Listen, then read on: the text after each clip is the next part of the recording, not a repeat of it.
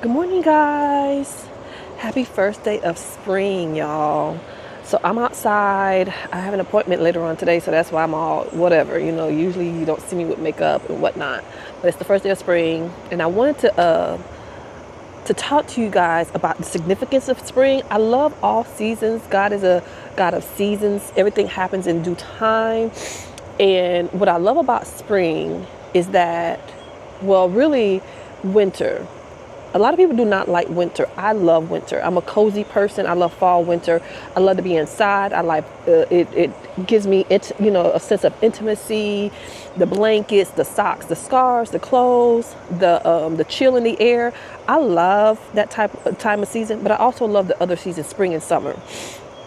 And a lot of times in our lives when we feel like people are dreading winter because things are dead, things are cold, and it's dreary, it's not sunny, it's not, all of those things.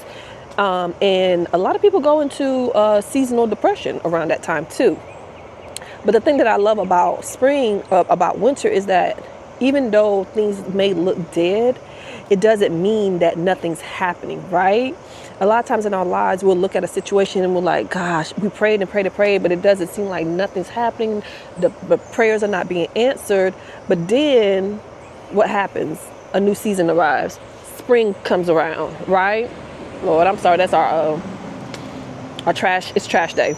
But spring comes around, and what you once thought was dead, you start seeing some blooms, right? I don't know if you can see my peach tree. I just bought this new peach tree besides the one I have back here. Side note, Food Line have them on sale. Have a lot of fruit trees on sale for like $18.98, $19.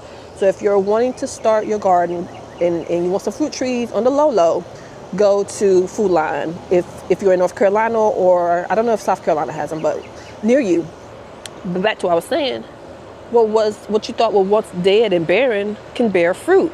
God is the creator of all, and there's a time and a season for everything. I love that Ecclesiastic verse where it says there's a time to reap, there's a time to sow, there's a time to cry, there's a time to laugh. There's a season for everything, y'all. And with today being spring, the first day of spring, I wanted us to understand what the spring symbolizes in the Bible. And I am reading from my phone, right? It's spring oftentimes represents a renewal, a rebirth, you know what I mean? And new life.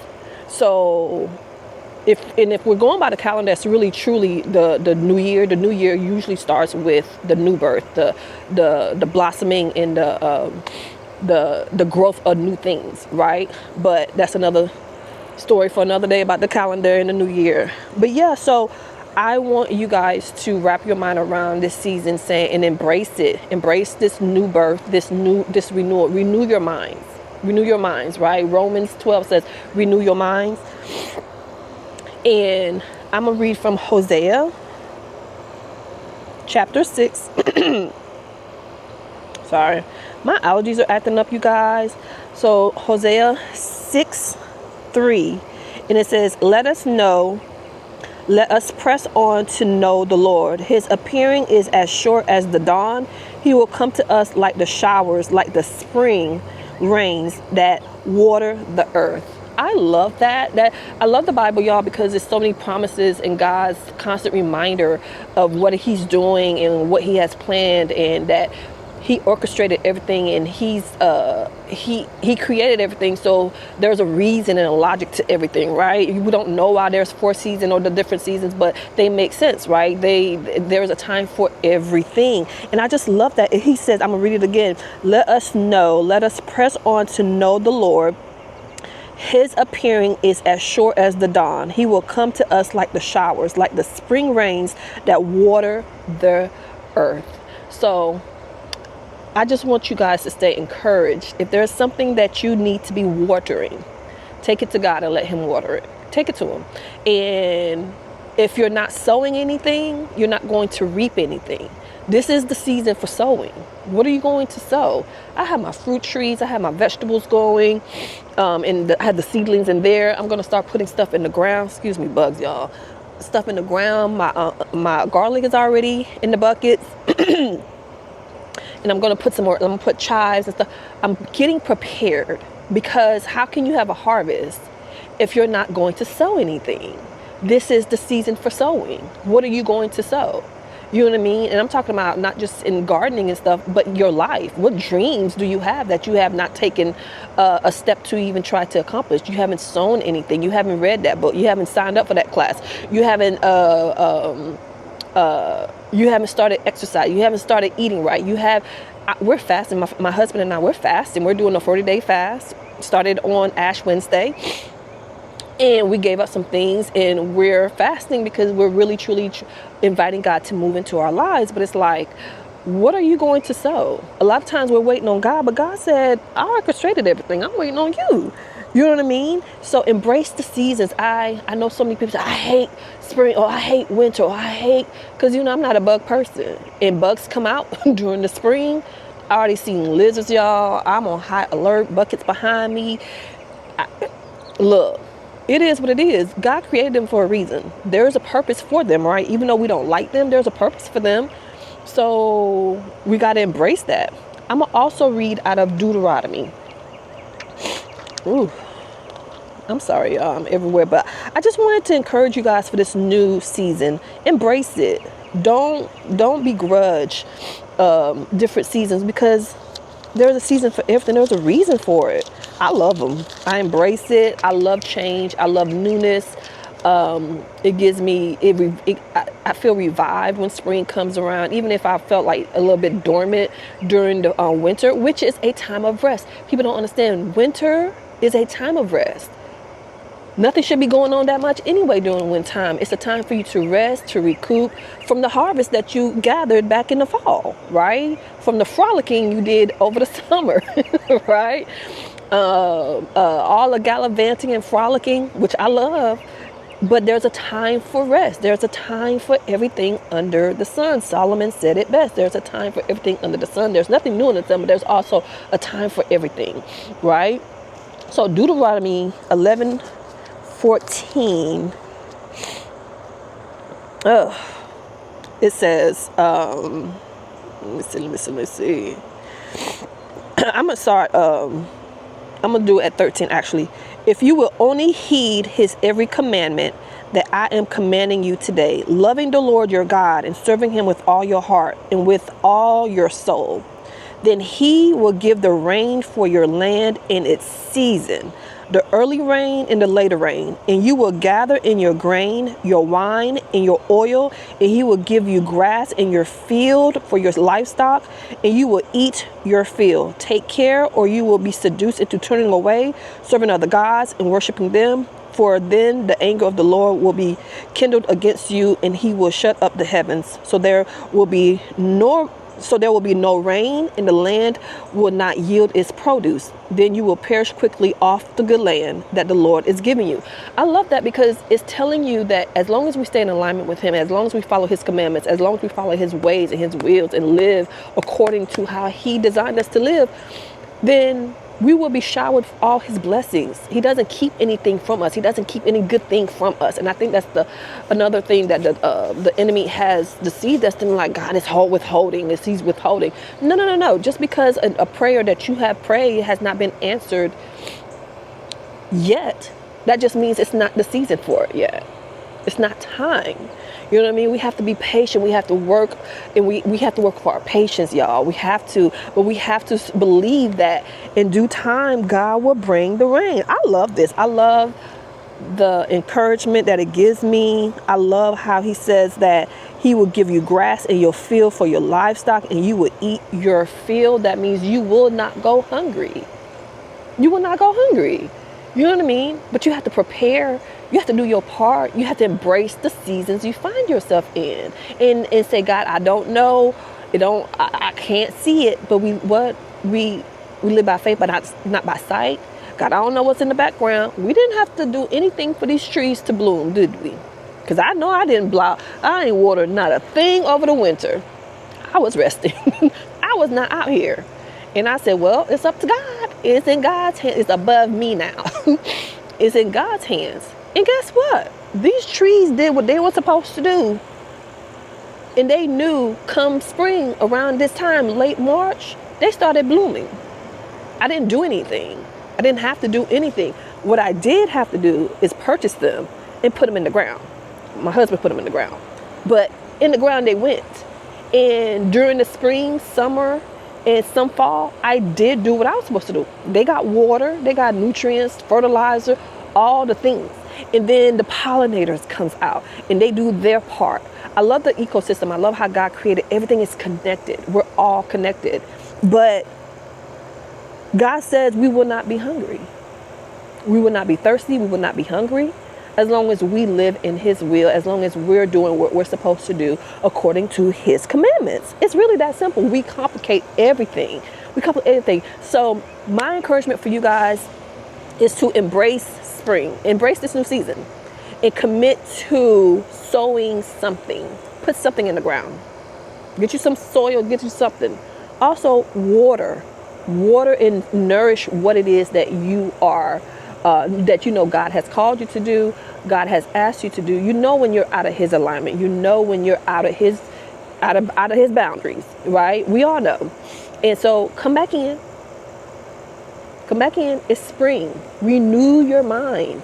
Renew your spirit. If you're barren over the winter, renew your spirit. Fill it back up. Fill your cup back up with the Holy Spirit. With the Holy Spirit's already in you. Activate it. It's there. It's dormant. Do the things that you need to do to revive yourself. Get into his word. Open it. It's free. It's on your phone. It's on your phone. So if you're feeling discouraged, open it. He says, I'm going to just read it to you again because let me tell you something. This just does something to me. It just does something. He will give the rain for your land in its season. The early rain and the latter rain. So the early rain to me signifies spring, and then the latter rain means like, you know, later on in like summertime, fall, right? Because there's a season for everything. And he will give, the early rain, the latter rain, and you will gather in your grain, your wine, your oil, and he will give grass in your field for your livestock. I don't know about you, and you will eat your field. There is no lack in God. I love that. There's no lack in God. There's an abundance. It overflows. You know what I mean? So I hope this encouraged you guys. It was on my heart to share with you. I am going to do more of these. I love being outside. The birds are chirping. I'm a morning person. I love early mornings. It's serene. It gives me time to commune with God and bring whatever I have with him, you know, to the altar. But also just to be in his presence. Sometimes I don't even talk. Sometimes I just want to take in and bask in his wonders, his glory, his everything. Like, he created all this for us to enjoy. And it's our job to enjoy it. It's also our job to take care of it and to nourish it. So I bought these trees, y'all. I got to figure out where I'm going to put them. But it's my job that I got them to nourish them and do what I'm supposed to do because God has already done his part, right? So, yeah, guys, I hope this blessed you. And I hope you enjoy this season, this new season that we find ourselves in. I hope you truly enjoy it. I hope that it brings you joy. I hope it renews you. I hope it revives you. Excuse me. I hope it revives you, and I hope it puts you in a good space in your mind to see all the things blossoming. Walk around, open your eyes, and see the beauty around you. See the wonder, see God's wonder. Open your eyes. Sometimes we have scales over our eyes like Paul had, and we can't see right. We can't see properly. But yeah, when I tell you, find joy in the season that you're in. I'm joyous right now. I am full of joy. I am full of hope. I am full of love. I am ready to frolic. I'm ready to meander. I'm ready to gallivant because spring is upon us. It's here. My allergies are here as well. Pollen ain't playing with your girl, but I have my Flonase. I have and some other things that I might have to go get, y'all. But we're going to make it happen. We're going to happen because let me tell you something. I was ecstatic when I saw this. Now, I have a peach tree. This one right here is the peach Alberta. And this is a plum. My husband loved plums, but he hasn't been able to find some good plums. So I'm hoping these are good. And then I'm not a, this is like the yellow apple. I have several. This is my third apple tree.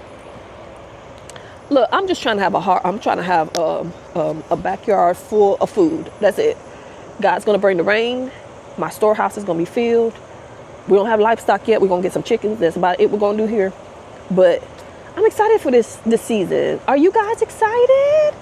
Are you guys excited? I want you guys to get excited. I want you guys to get excited about God and what He's going to do. He's working in the background. Things that were barren to you in the natural eye, in the spiritual realm, He was working. He's been working in the background, and you will start to see things come to fruition. You see it. You're going to start seeing stuff blossoming. You're going to start seeing stuff moving, y'all. You have to believe that. You have to believe that.